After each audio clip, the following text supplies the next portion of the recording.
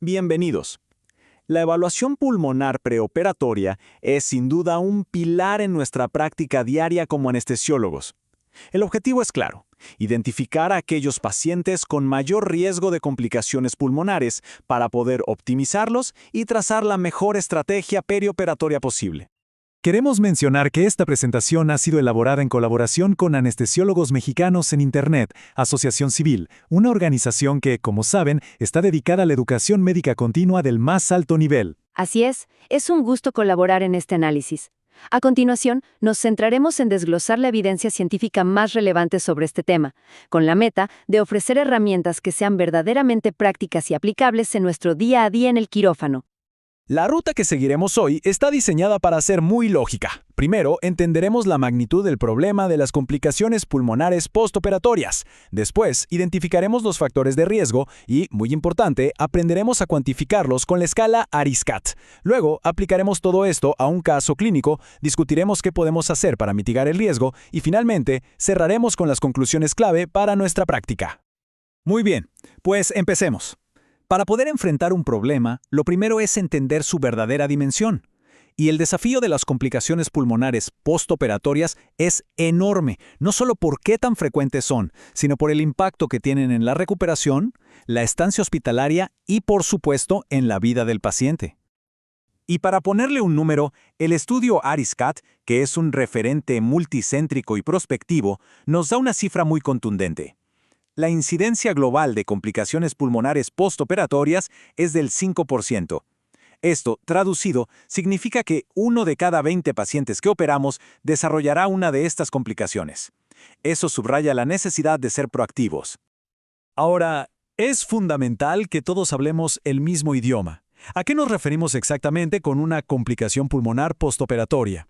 Bueno, según los criterios del estudio ARIS-CAT, este término abarca un espectro de condiciones. Estamos hablando de infección respiratoria, como neumonía, insuficiencia respiratoria que requiera soporte ventilatorio, broncoespasmo, atelectasias importantes que vemos en la radiografía, derrame pleural, neumotórax y, por supuesto, neumonitis por aspiración.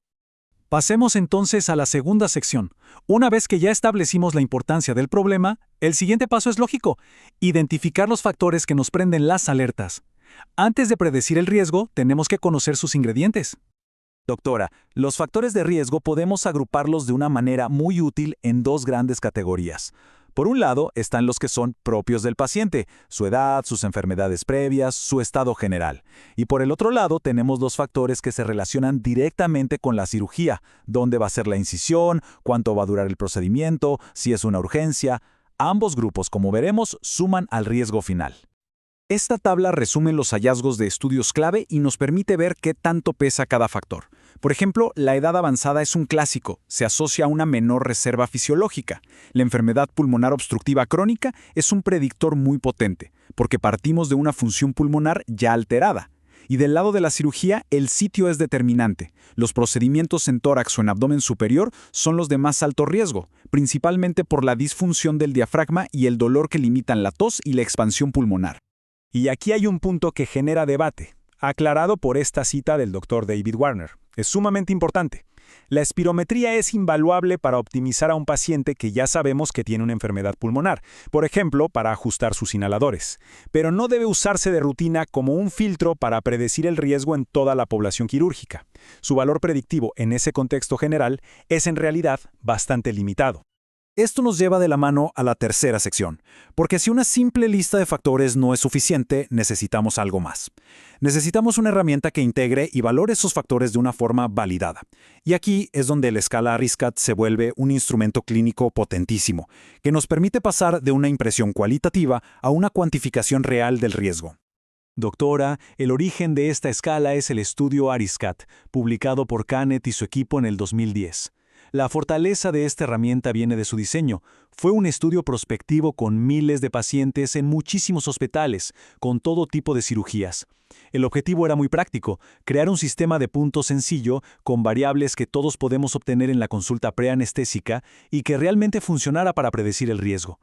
Y lo que logró ese estudio fue destilar toda esa información en 7 predictores independientes, que son los 7 pilares de la escala ARIS-CAT. Estos son: la edad del paciente, su saturación de oxígeno preoperatoria, si tuvo una infección respiratoria reciente, si tiene anemia, el sitio de la incisión, la duración de la cirugía y si el procedimiento es una emergencia. 7 puntos clave. Ahora veamos cómo se asignan los puntos. Esta tabla lo detalla. Y quiero que noten el peso que se le da a ciertos factores. Por ejemplo, una saturación de oxígeno por debajo de 91% suma por sí sola 24 puntos. Es un valor altísimo. De igual forma, una cirugía intratorácica o en el abdomen superior también aportan una cantidad muy significativa de puntos, lo cual refleja el gran impacto que tienen en la mecánica ventilatoria. Una vez que sumamos todos los puntos, el puntaje total nos permite clasificar al paciente en una de 3 categorías como lo muestra este gráfico. Menos de 26 puntos es bajo riesgo, con una incidencia de complicaciones de poco más del 1%. Entre 26 y 44, el riesgo es intermedio y la incidencia sube al 13%. Pero atención, un puntaje mayor a 44 nos pone en la categoría de alto riesgo, donde la incidencia se dispara a más del 40%. Y esta clasificación es la que va a guiar nuestras acciones. Muy bien, ya revisamos la teoría. Ahora vamos a aterrizar todo este conocimiento. En esta cuarta sección, vamos a aplicar la escala ARISCAT a un escenario clínico, uno de esos que vemos todos los días, para ver cómo funciona en la vida real y cómo nos ayuda a tomar decisiones. Les presento a nuestro paciente. Es un hombre de 78 años con antecedente de enfermedad pulmonar obstructiva crónica moderada. Está programado para una hemicolectomía derecha abierta, de forma electiva, que se estima durará unas 3 horas. En sus laboratorios, destaca una hemoglobina de 9.5 gramos por decilitro y al aire ambiente su saturación de oxígeno es de 94%. Perfecto. Con estos datos sobre la mesa, la pregunta clave es ¿cómo usamos la escala ARISCAT para transformar esta historia clínica en una evaluación de riesgo que sea cuantitativa y objetiva? Vamos a hacerlo juntos, paso a paso, para construir el perfil de riesgo de este paciente. Empecemos. La edad del paciente es de 78 años. Esto lo coloca en el rango de 51 a 80 años, lo que le asigna sus primeros 3 puntos. Doctora, seguimos con su saturación de oxígeno. Tiene 94%, lo que lo pone en el rango de 91 a 95. Esto añade 8 puntos más. Y esto ya es una señal de alerta sobre su reserva pulmonar, aunque clínicamente parezca estable. Ahora, su hemoglobina. Esos 9.5 gramos lo definen con anemia preoperatoria, lo que suma 11 puntos. Este es un factor sistémico muy importante porque una menor capacidad de transporte de oxígeno puede agravar cualquier problema pulmonar. Doctora, el sitio quirúrgico es un punto crítico.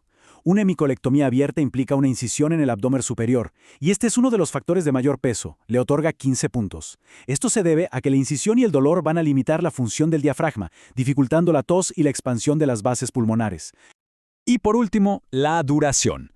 Una cirugía de 3 horas cae en la categoría de más de 2 a 3 horas. Este factor, que refleja una exposición prolongada a la anestesia y a la ventilación mecánica, añade los últimos 16 puntos a nuestra cuenta. Entonces, si sumamos todo, 3 por la edad, 8 por la saturación, 11 por la anemia, 15 por la incisión y 16 por la duración, obtenemos un puntaje ARISCAT total de 53. Este resultado lo clasifica sin ninguna duda en la categoría de alto riesgo, con una probabilidad de complicación mayor al 40%. Bien, ya identificamos y cuantificamos un riesgo elevado. La pregunta ahora es, ¿qué hacemos al respecto? En esta quinta sección nos vamos a enfocar en las estrategias que nosotros como anestesiólogos podemos implementar en el quirófano para mitigar ese riesgo. No se trata solo de predecir, se trata de intervenir. Una de las intervenciones más poderosas que tenemos es nuestra estrategia de ventilación mecánica. Aquí, el concepto de ventilación protectora intraoperatoria es la piedra angular. Este enfoque es muy diferente a las estrategias convencionales que usaban volúmenes más altos sin una consideración real de las presiones, lo que podía incluso dañar pulmones previamente sanos. La ventilación protectora se define por componentes muy específicos y medibles. Sus 3 pilares son, primero, el uso de presión positiva al final de la expiración, o PIP, para mantener los alvéolos abiertos. Segundo, usar volúmenes tidales bajos, para evitar la sobredistensión. Y tercero, monitorear y mantener presiones meseta bajas para evitar el barotrauma. Y la evidencia nos da objetivos muy concretos. Un estudio de registro de Ladia y su equipo, que analizó a miles de pacientes, identificó que un nivel de presión positiva al final de la expiración de 5 centímetros de agua se asocia con un efecto protector. Esto probablemente previene el colapso de los alvéolos durante la anestesia, sobre todo en cirugías abdominales. Ese mismo estudio nos da otro objetivo fundamental. Mantener una presión meseta igual o por debajo de 16 centímetros de agua se asoció con el menor riesgo de complicaciones. Y esto es clave, porque la presión meseta refleja la presión real en el alvéolo y es el mejor indicador del riesgo de lesión por sobredistensión. Pero no todo es el ventilador. Debemos considerar otros factores que también están bajo nuestro control, y uno que a menudo se pasa por alto, pero que tiene un impacto enorme, es la colocación de una sonda nasogástrica. No debería ser una medida de rutina. El riesgo no es para nada despreciable. El estudio de McAllister reportó un cociente de riesgo de 7.7 asociado a la sonda nasogástrica. Esto significa que su presencia aumenta más de 7 veces la probabilidad de una complicación pulmonar, altera la barrera del esfínter esofágico, facilita la microaspiración. Esto nos obliga a ser muy selectivos con su uso. Doctora, hemos cubierto bastante terreno. En esta sección final, vamos a destilar toda la información para resumir los mensajes clave, las acciones que podemos implementar desde ya en nuestra práctica para mejorar los resultados de nuestros pacientes. Los puntos fundamentales a recordar son los siguientes. Primero, es necesario evaluar sistemáticamente el riesgo con una herramienta validada como ARISCAT. Segundo, para pacientes de riesgo intermedio y alto, implementar una estrategia de ventilación protectora con objetivos claros. Un PIT de 5 y una presión meseta de 16 o menos. Y tercero, cuestionar críticamente el uso rutinario de sondas nasogástricas, reservándolas solo para indicaciones muy claras. Doctora, y cerramos con una pregunta para la reflexión. Tenemos en nuestras manos herramientas basadas en evidencia sólida para identificar el riesgo y estrategias para mitigarlo. El verdadero desafío es integrar esto de manera consistente en nuestra práctica. ¿Cómo podemos asegurarnos de que cada paciente de alto riesgo reciba el manejo optimizado que merece, transformando el conocimiento en una mejora real y tangible para su seguridad? Concluimos esta presentación agradeciendo una vez más a Anestesiólogos Mexicanos en Internet, Asociación Civil, por su compromiso con nuestra educación. Y a todos ustedes, muchas gracias por su atención. Esperamos que esta revisión les sea de gran utilidad en su práctica profesional.